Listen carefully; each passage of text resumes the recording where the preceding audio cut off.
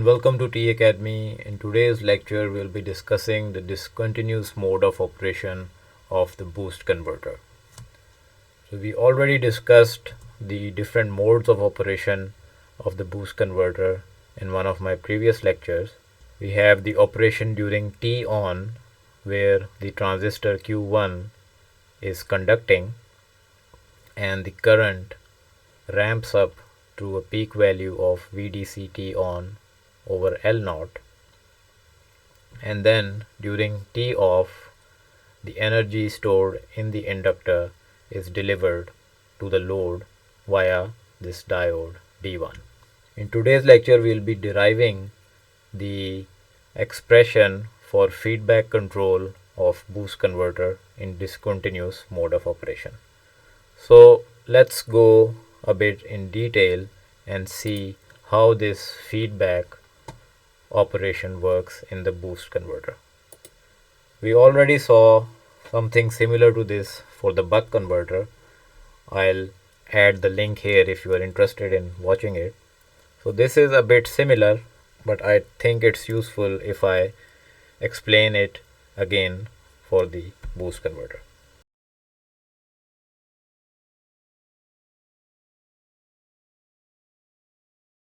So basically, if you see this block diagram, we have a reference signal which is compared with a part of the output signal, and then out of this error amplifier we get a signal VEQ. So let's assume that this line here is the signal VEQ, and we are comparing this signal with a sawtooth waveform.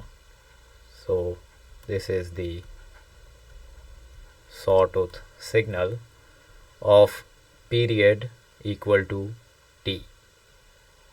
So this is one period of the sawtooth signal, and as long as the sawtooth signal is lower in amplitude than the V equivalent signal, then we will have a positive PWM pulse which will turn on the transistor Q1. So in this region Q1 will be on, and as soon as the triangular signal becomes greater than the equivalent signal VEQ, then Q1 will be turned off.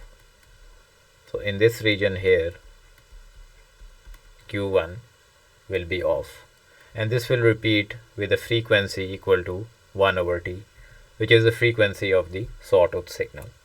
Now we already saw that when Q1 is on, the current ramps up to a peak value of IP, which is equal to VDC times T on divided by L naught. So let's plot it again here. So here I am plotting the current through the transistor Q1. So it starts at 0 and ramps up to a peak value equal to I peak, and when Q1 is turned off, then obviously no current will flow. So this is what one period of the transistor current will look like. Now let's see how the current looks like during T off region. So during T off, the inductor reverses its polarity and supplies the load resistance as well as the output capacitor through the diode D1. And as we can see from this figure, that this current I peak will slowly reduce to 0, or in other words, the inductor will dispense the energy that it stored during the T on period. So let's plot it here. So here I'll be plotting the current through the diode D1. So obviously no current flows when Q1 is on, When Q1 is turned off, the current starts to decay and reaches 0. So notice this endpoint, I have not made it equal to the end of the period T, and this I will explain a bit later. So here as well, the starting current will be equal to IP, and the inductor will dispense all of its energy before the start of the next cycle. So this cycle will continue. Now we'll have Q1 on here, and basically I can repeat the same waveform. The diode current will be 0 before Q1 starts conducting again, and obviously it will remain 0 during the T on time, and then this decaying current waveform will also repeat itself. So let's go ahead and derive an expression for the feedback control of a boost converter during discontinuous mode of operation. So first we will look at the T on period. So during T on period, we know that the peak current expression is given by VDC T on divided by L naught. So let me write it here.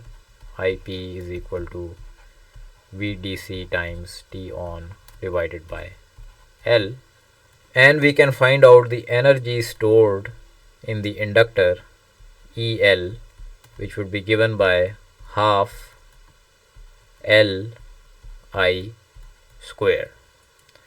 And here I will substitute the value of I peak to get half L times VDC times T on divided by L square, and simplifying this expression, this L will cancel with the one of the L's here, and I will get half VDC square T on square divided by L.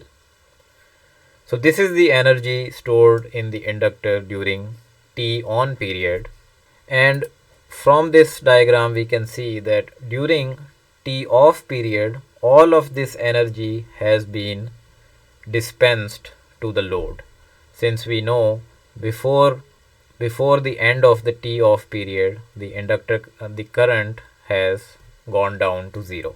So if we were to find out the power delivered to the load, we can find out this energy per unit time, which is the power, and the time that we are considering is one time period of the sawtooth signal. So I can find out the power that is delivered to the load owing to the energy stored in the inductor by dividing this expression with the total time period T, and this will be the contribution of the inductor to the output power. Now there is another component as well. During T off, current is flowing through this diode D1, and this supply is also providing a current to the output. So if I were to find out the average current during T off period and multiply it with the supply voltage VDC, then I can find out the DC power delivered to the load during T off.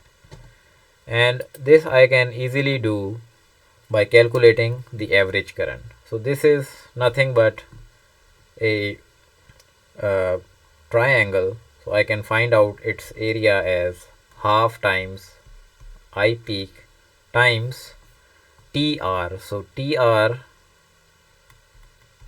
is this time, the time it takes for the current to decay to 0 during T off. And I will come back to the point that why it is less than the end of this T off period.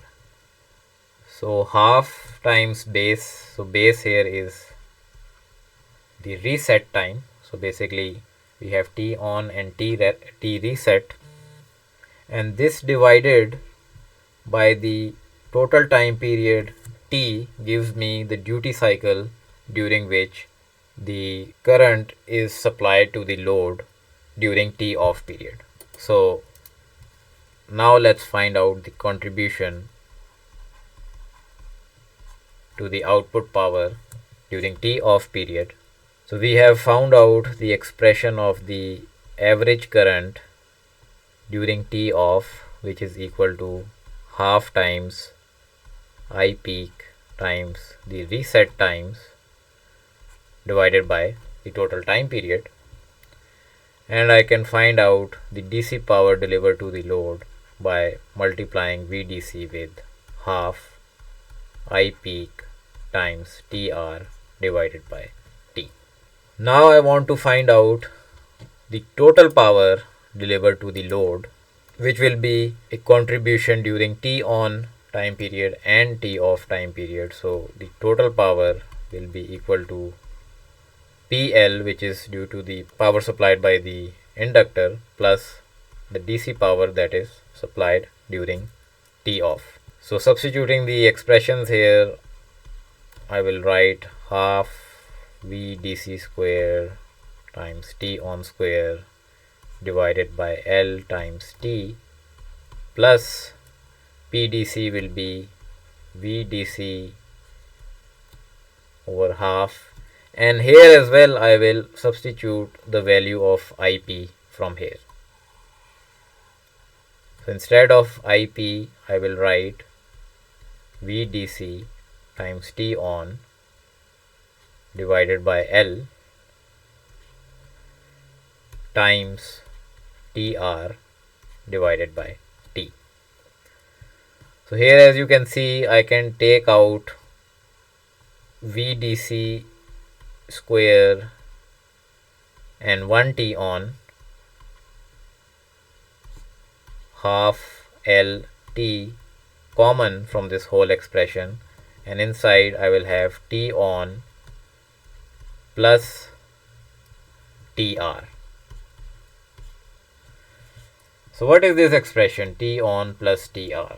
So this is the total time during which the current through the load is non-negative. So let me explain to you. So this time is T on and this time here is TR, and T on plus TR is a fraction of the total time period T. So I can write that T on plus TR is equal to K times T, which will guarantee that my converter will operate in the discontinuous mode of operation. Because before the end of one cycle, all of the energy that was stored in the inductor would have been dispensed before the start of the next cycle. So we are ensuring that our converter is operating in discontinuous mode of operation, and why we are doing it we will see in another lecture. So this has to do with stability of boost converters which are stable in discontinuous mode. So that has to do with a bit of control theory, and I will cover it at a later point, but here I am just trying to derive the expression for a boost converter in discontinuous mode of operation. So I hope it is clear to you. So this now we can substitute here to get the final expression. So the final expression will be for the total power will be VDC square T on divided by 2L T, and this would be KT inside and T can cancel, and this is the total power delivered to the load. Now we have an output resistor R, so let's say this is R naught. So I know that the output power delivered to the load P naught will be equal to VDC square divided by R naught. So I can equate this to the expression derived here. So let me write the expression again. The expression we derived was VDC square T on times K divided by 2L. So this I can put equal to V naught square by R. Now we need to keep V naught constant, so we can write this expression in terms of V naught. So R will go on the other side and taking square root. So this VDC will come outside and I will have the expression R times T on times K divided by 2L. So this is the expression for the feedback control of a boost converter, which tells us that if VDC becomes higher or lower, then the T on time period is adjusted in such a way so as to make V naught constant. So that's it for today's lecture. I hope the discontinuous mode of operation of boost converter is now clear to you. We will also discuss the continuous mode of operation in one of our upcoming lectures. Stay tuned to my channel and I'll see you again in another lecture. Bye.